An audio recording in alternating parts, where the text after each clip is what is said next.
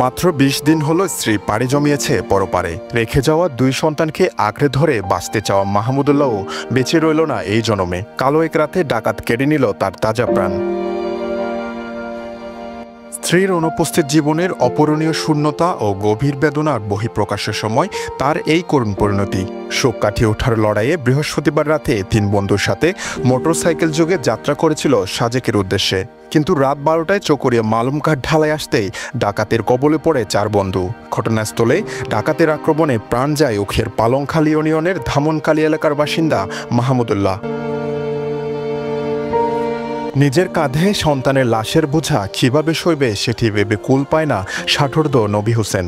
৪ সন্তানের একজনকে হারিয়ে শোকে বিভ্রম তিনি। ওর ওয়াইফ মারা গেছে আজকে প্রায় ২০ দিন হয়ে গেছে। এরপরে চাকরিতে যাই নাই, ও একটু পরেশান হয়ে গেছে, দুর্বল হয়ে গেছে। ছোট ছোট 2টা বাচ্চা আছে, একটা হচ্ছে 6 মাস, একটা হচ্ছে 2.5 বছর। তো একটু চিন্তায় আছে, ও পরেশানির মধ্যে আছে। এরপরে মনে করো বন্ধু বান্ধব বলছে সবাই চলো একটু ঘুরিয়ে আসি দোস্ত, এরকম বলে ওরা বাইরে এসেছে। এরপরে ওরা মানে দেখতেছি আমি রাত 10টা বাজে গেছে, 12টা বাজে গেছে, এখন আসতেছে না। এরপর আমরা ঘুমাই গেছি। ঘুমাই যাওয়ার পর যখন 2টা বাজে গেছে, আমি আমার সাথে আমার পাশে একটা কল আছে, আমার শালা কল করছে, বলতেছে আমার ছোট ভাই কল করছে, তোমার ছেলে মারা গেছে। এখন আমি অজ্ঞান হয়ে গেছি, কীভাবে মরলো বলে এরকম।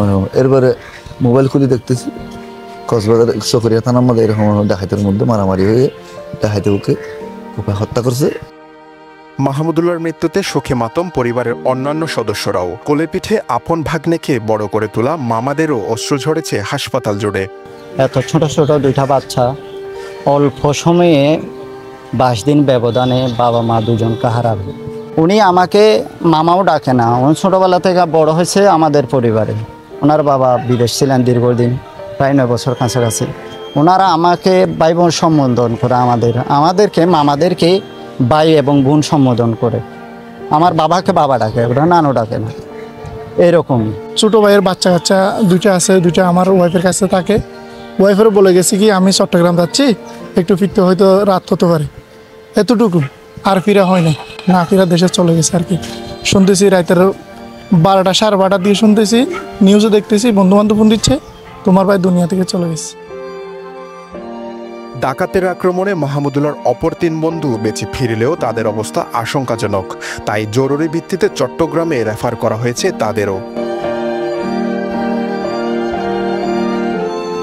পুলিশ বলছে ঘটনার পরপর অভিযান চালিয়ে 4 জন আটক করতে সক্ষম হয়েছে। পাশাপাশি তাদের বিরুদ্ধে আইনানুগ ব্যবস্থা নেওয়া হচ্ছে।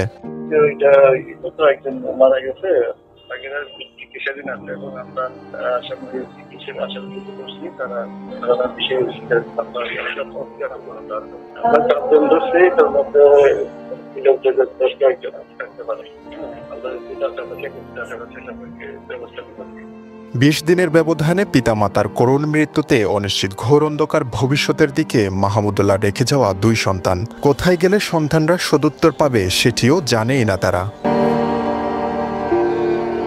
বিশ্বজিৎ মল্লিক, পেনোয়া নিউজ।